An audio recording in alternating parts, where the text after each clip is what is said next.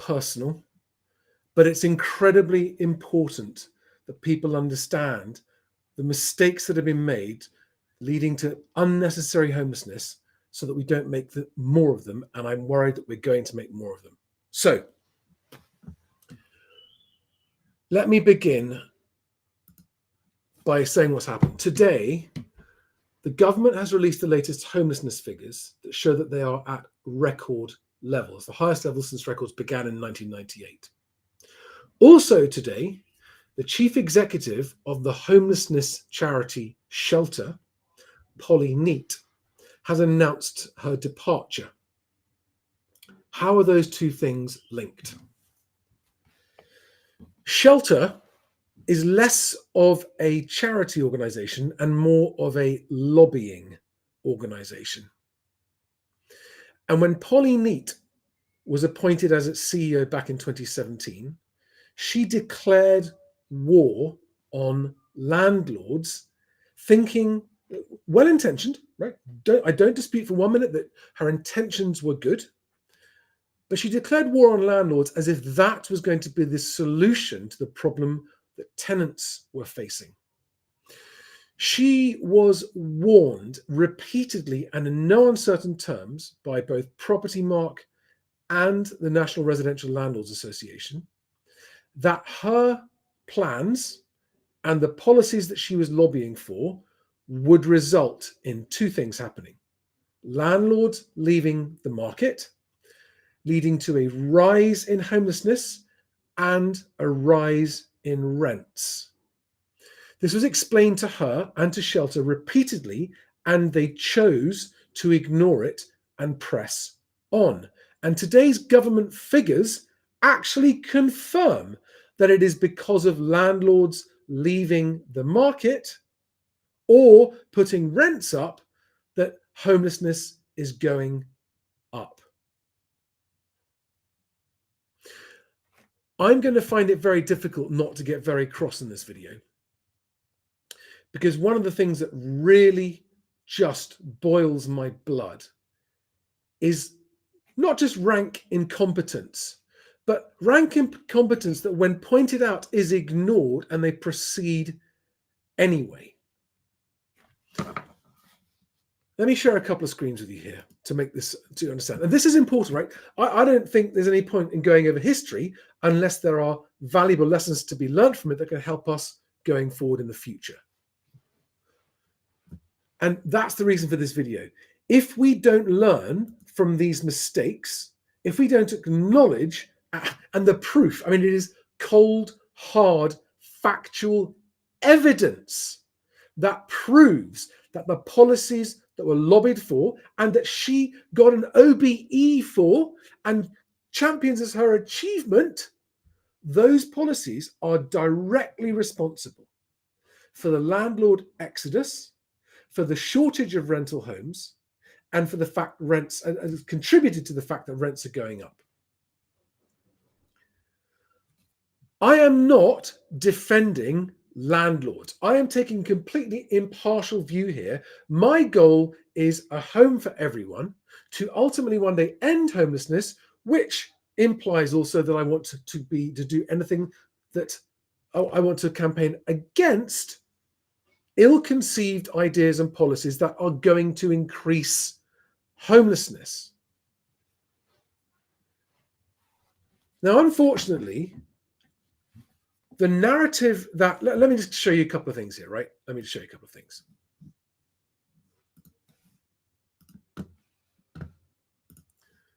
So first of all,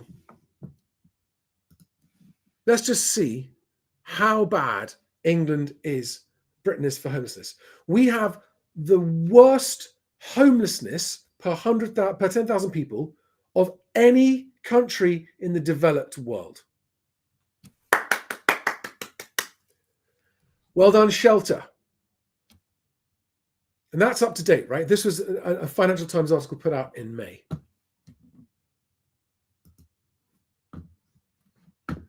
Here is the press release on the Shelter website announcing that Pauline is going to step down. I really want to be clear. This is not a personal attack on Polly Neat. I don't know her. I can't make any observations about her personally. I've never met her. And I'm sure she's a very, very nice human being. But this is a woman whose entire career has been working in the charity sector. I've got, look her up on LinkedIn and you can see her experience. She's got literally, actually zero experience in property, in lettings, in the private rented sector, or anything to do with housing. She has zero experience when she was given this job, number one. Number two, she's had zero experience in hands-on operating of any kind of logistical business or any kind of business because she's always worked for charities.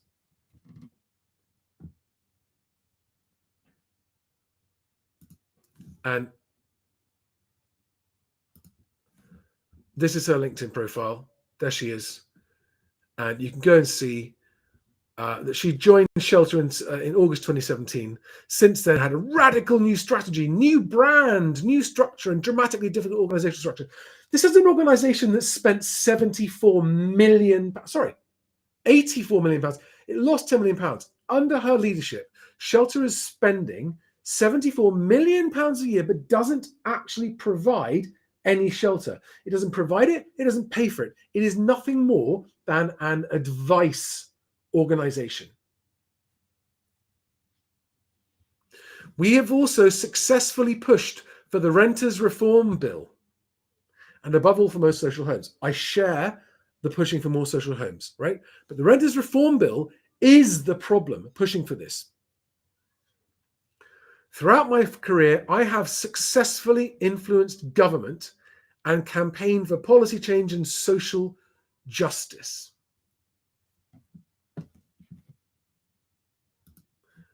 And this phrase came to mind, right? And I mean this in all seriousness, right? A do-gooder, a well-meaning, no doubt, but unrealistic or interfering reformer. And the thing that boils my blood about this is just how many people's lives have been, as we're about to see in the government data, have been avoidably derailed by the policies lobbied for by this do-gooder.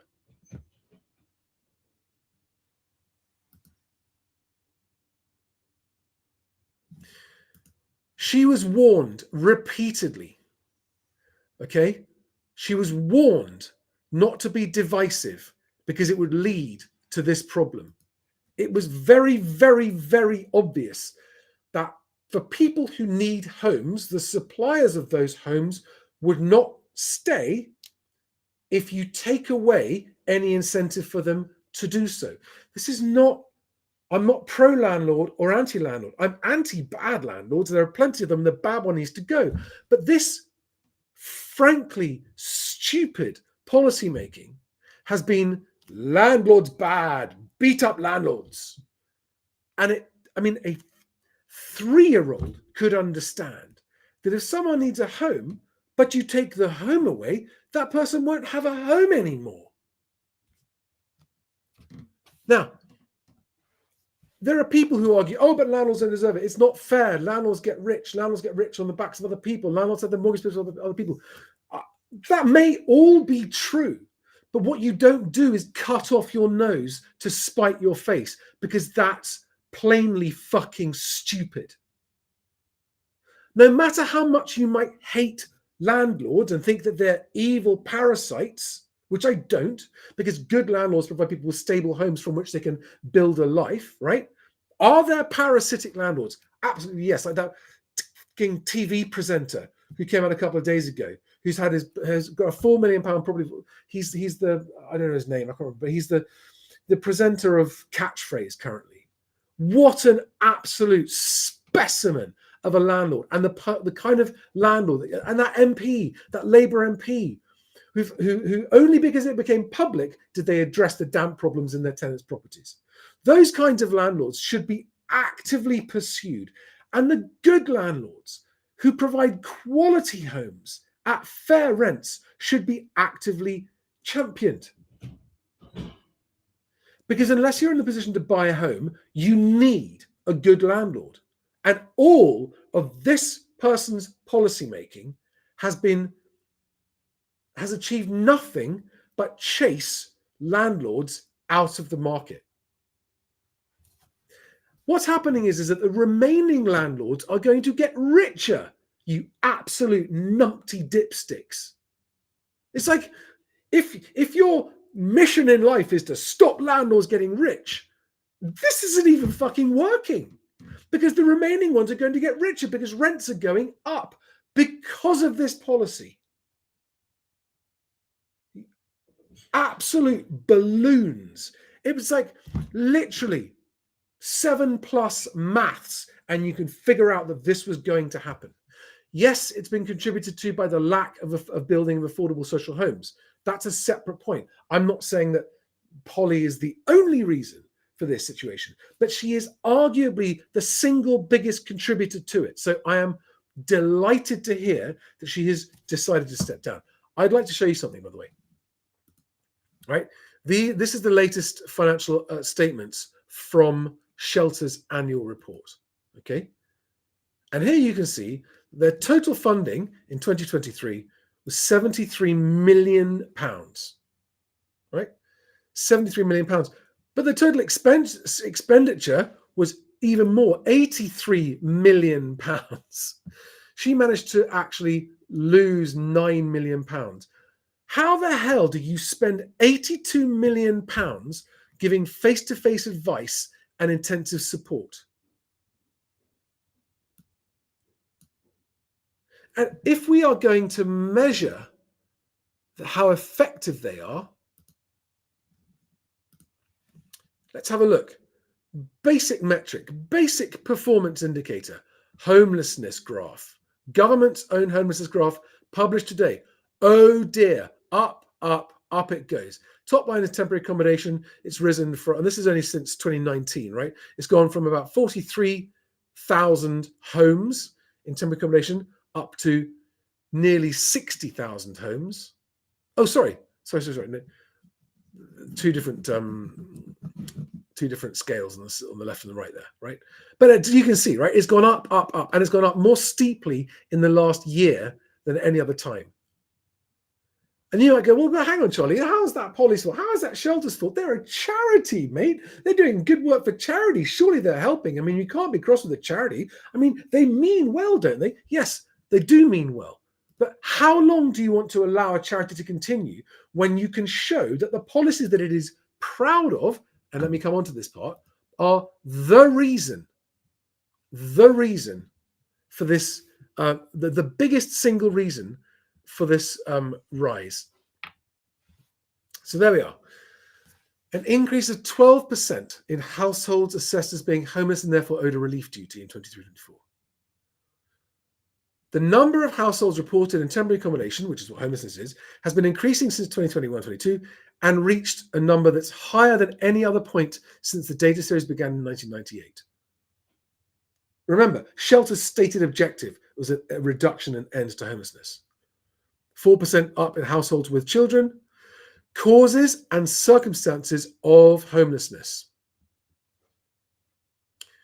The most common reason for the threatened loss of last settled home was due to the end of their private, rented, assured, short-hold tenancy.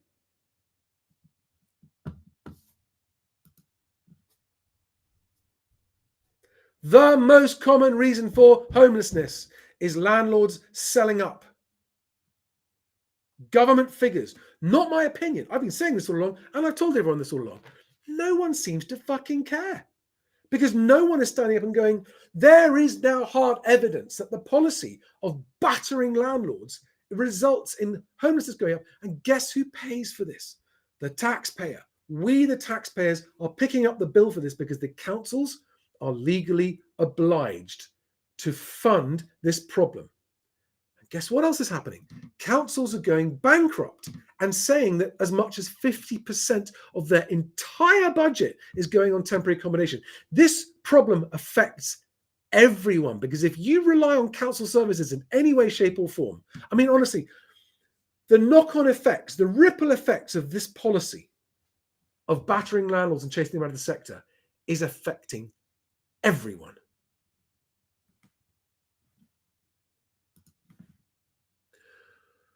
the majority of the household owed a prevention duty to private rented ASTs ending were due to the landlord wishing to sell or relet at a higher rate, it goes on to say. Other notable trends from 23-24 include an increase in tenancies ending due to an increase in rents, 89% higher than last year. 850 households were made homeless in the last year. 850 households made homeless because of the landlord putting the rent up. And a landlord can only put the rent up if the market supports it. And the market will only support this higher rent if there aren't enough properties to rent. And in Zoopla's house price index released today, they are talking about the effect of landlords and second homeowners selling up. Right? It's no longer even up for discussion whether or not taxing landlords out of existence, whether it be by the Section 18, meaning they can no longer claim mortgage interest as a tax deductible expense, whether it's that, whether it's threatening the removal of Section 21, whether it's threatening to increase capital gains tax, all of these are taxes. All of these taxes and threatened legislation changes under the Renters Reform Bill, or whatever they've renamed it to now. I support some of the measures that give tenants better security. Okay, this is not me saying we shouldn't be fixing the rental market. We absolutely should. It's in a shocking state. This is me saying that the way it's being done is demonstrably stupid and hurting not only the people who are losing their homes. By the way, that's just 850 there is just from people who are kicked out so the landlord could raise their rent, which is, by the way, shocking. But there are landlords who are forced to either raise their rent to meet their increased costs or sell. Okay, and if you go back up, you can see that due to the landlord wishing to sell, the majority of households owed a homelessness prevention duty was due to the landlord wishing to sell or relet the property. All right.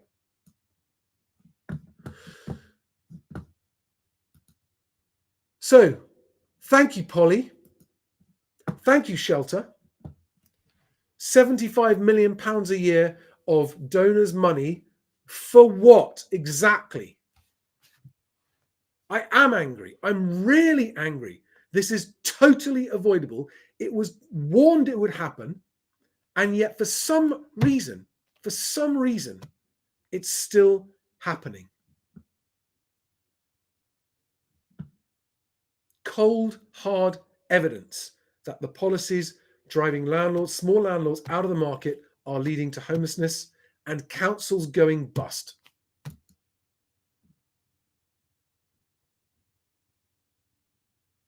And yes, as someone in the comments has just pointed out, quite correctly, Shelter don't house anybody. They just collect money. Okay? It needs to be called out. This level of failure needs to be called out, and no one is calling it out.